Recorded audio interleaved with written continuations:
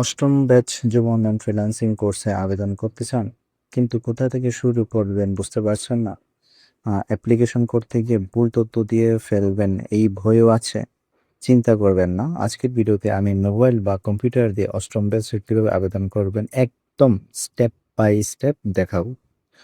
নমস্কার, আসসালামু আলাইকুম, স্বাগতম টিউব রুদ্র চ্যানেলে। 2026 সালে যুব উন্নয়ন অধিদপ্তরের অষ্টম ব্যাচ ফ্রিল্যান্সিং ট্রেনিংয়ের জন্য 64 জেলার আগ্রহী প্রার্থীদের আবেদন করতে পারবেন।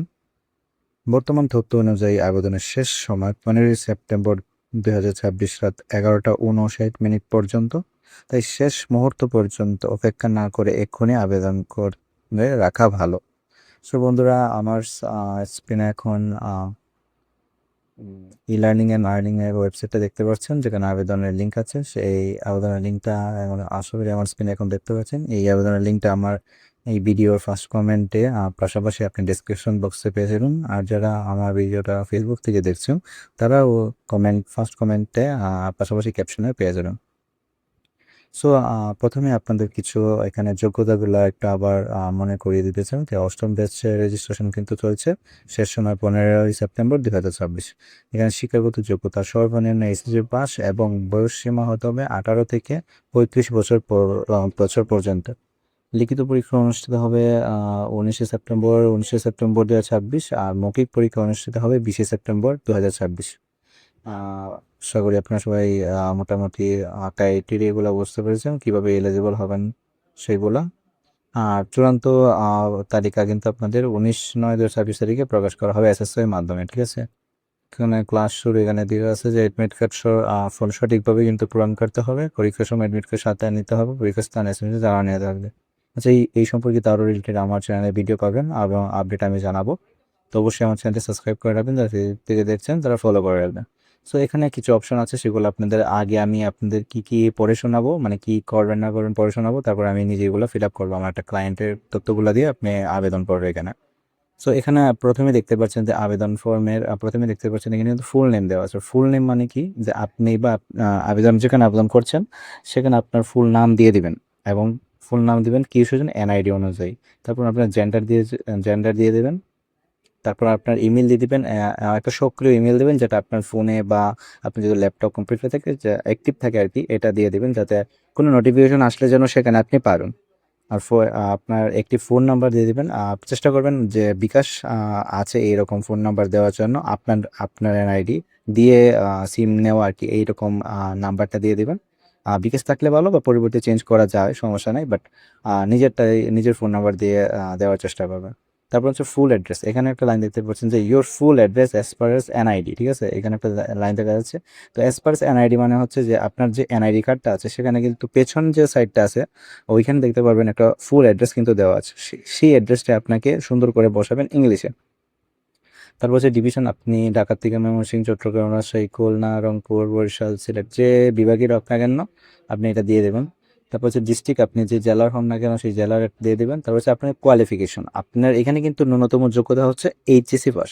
তো অবশ্যই আপনাকে মিনিমাম এইচএসসি পাস সার্টিফিকেট, বা অনেকে আছে যে সার্টিফিকেট পরীক্ষা দেওয়ার পরও পাওয়া যায় না, তো যাদের মার্কশিট আছে মার্কশিট দিয়েও কিন্তু আপনি এখানে আবেদন করতে পারবেন। মার্কশিটটা পরে জমা দিবেন যদি আপনি এখানে সুযোগ পান। সো এখানে HSC, diploma, degree pass, honours pass আর আদার্স দেওয়া আছে, ঠিক আছে। সো মিনিমাম আপনাকে এখানে ইন্টার পাস থাকতে হবে, না হলে এখানে আপনি এলিজিবল হবেন।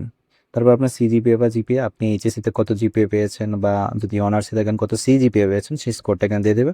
আপনি কত সালে পাস করেছেন, যেমন দেখেন কিছুদিন আগে 26-এ পরীক্ষা হচ্ছে, 2026, 2025 যে সালে পাস করেছেন সেই সালটা দিয়ে দেবেন।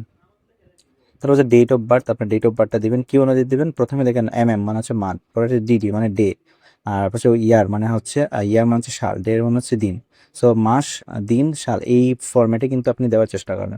সো বন্ধুরা, পরে হচ্ছে কম্পিউটার লিটারেসি, মানে হচ্ছে যে আপনি কম্পিউটারে দক্ষতা কীরকম, বেসিক মানে মোটামুটি জানেন, মিডিয়াম, মাঝামাঝি লেভেলে আছেন, বা এক্সপার্ট। আপনি যে এক্সপার্ট লেভেল থাকলে এক্সপার্ট দিয়ে দেবেন, মানে আপনি যে লেভেল আছেন সেটাই দেবেন। বাট চেষ্টা করবেন যেন বেসিকে না দিয়ে মিনিমাম মিডিয়ামে যাওয়াতে চেষ্টা করবেন, সেটা হচ্ছে আমার কিছু টিপস। তারপরে হচ্ছে আপনার কি পার্সোনাল কম্পিউটার বা ল্যাপটপ আছে, এখানে অবশ্যই ইয়েস দেওয়াটা ভালো, অবশ্যই ইয়েস দেওয়াটা ভালো। না থাকলেও ইয়েস দিয়ে দিবেন, কারণ অনেকে আছে যে আবেদনই অনেক সময় বাতিল হয়ে যায়, ইয়েসটা দিয়ে দিবেন। পরে হচ্ছে এটা কেন দিবেন সেটা আমি পরে বিশ্লেষণ করছি। তারপর হচ্ছে 3 মাস ব্যাপী সপ্তাহে 6 দিন প্রতিদিন 8 ঘন্টা ক্লাস করতে পারবেন। এটা যদি ইয়েস না দেন আপনার যে আবেদনটা আছে এখানে অ্যাডমিট কার্ড অবশ্যই ডাউনলোড করতে পারবেন, কিন্তু আপনাকে দেখবেন এসএমএস যাবে না। কারণ অবশ্যই এইখানে যদি আপনি বিজি থাকেন তাহলে এখানে আপনার কোর্স করার দরকার নেই পাইয়া বাবুন। এখানে অবশ্যই আপনাকে মিনিমাম 8 ঘন্টা ডেইলি ক্লাস করতে হবে, শুধু শুক্রবার বাদে, মানে 6 দিন আপনাকে এখানে ক্লাস করতে হবে। যদি আপনি ক্লাস করতে না পারেন তাহলে তারা আপনাকে অটোমেটিক এখানে নিবে না, যদিও আপনি লিখিত পরীক্ষা পাস করেন বা ভাইবা যদি আপনি টিকেন, তারপরে কিন্তু আপনাকে এখানে সুযোগ পান যদি, তারপর আপনাকে এখানে নিবে না। সো এখানে কেন ইয়েসটা দিবেন, কারণ যাদের কম্পিউটার বা ল্যাপটপ আছে তারা কিন্তু একটা এক্সট্রা বেনিফিট আছে, কারণ তাদেরকে যদি প্রশিক্ষণ দেওয়া হয় বা তারা অনেক বেশি সিরিয়াস থাকে এই কোর্সটা নিয়ে, সরকারি কোর্স ফ্রিতে দিচ্ছে, তার পাশাপাশি আপনি এখানে 15,000 টাকা পাবেন। যদি যদি এটা কাজে না লাগে তাহলে এজ এ সরকারও ব্যর্থ, এজ এ মানুষ আমরা সাধারণ পাবলিক হয়েছে ব্যর্থ।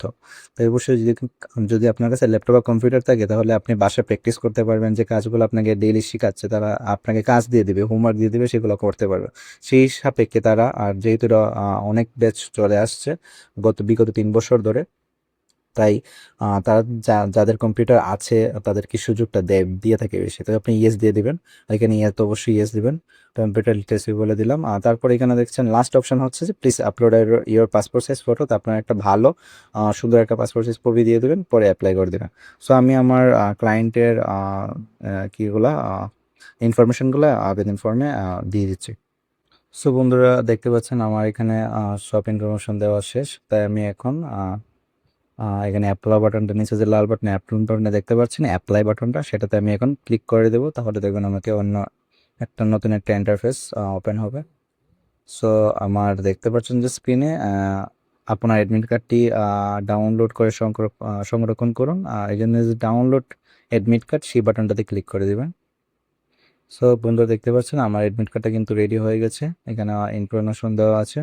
সো এখানে পাশাপাশি এতে দিয়েছে লিখিত পরীক্ষার তারিখ 19 সেপ্টেম্বর 2026, আর নাকি পরীক্ষা তারিখ 20 সেপ্টেম্বর 26। কেন্দ্র তালিকা ওয়েবসাইটে প্রকাশ করা হবে।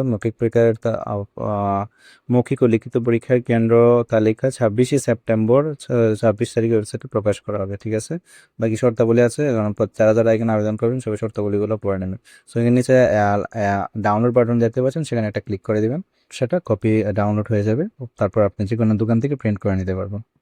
ভাই বোন একটা কথা বলি, এই ধরনের অ্যাপ্লিকেশনের সময় আমরা অনেক সময় ভাবি পরে করব, তারপর ডেডলাইনের দিন এসে দেখি ওয়েবসাইট স্লো, ইন্টারনেট প্রবলেম, অথবা কোনো তথ্য খুঁজে পাচ্ছি না। তাই যদি আপনি এলিজিবল হন তাহলে শেষ দিনের জন্য অপেক্ষা না করে আগে আবেদন করে সম্পূর্ণ করে রাখুন। আর শুধু অ্যাপ্লিকেশন করলেই দায়িত্ব শেষ তো, রিটেন এক্সামের প্রিপারেশন এখন থেকেই শুরু করুন। তাহলে আজকের ভিডিওতে দেখলেন কিভাবে অষ্টম ব্যাচে বর্ণন ফ্রিল্যান্সিং কোর্সে আবেদন করবেন এবং আবেদন করার সময় কোন ভুলগুলা এড়িয়ে চলবেন। আপনি যদি আবেদন করতে যাচ্ছেন, কমেন্টে শুধু আপনার জেলার নাম লিখুন, আর আপনার কেউ পরিচিত কেউ যদি অষ্টম ব্যাচ আবেদন করতে চায় তাকে ভিডিওটি শেয়ার করে দিন। লাইক করুন, সাবস্ক্রাইব করুন, দেখা হবে পরবর্তী ভিডিওতে। ধন্যবাদ।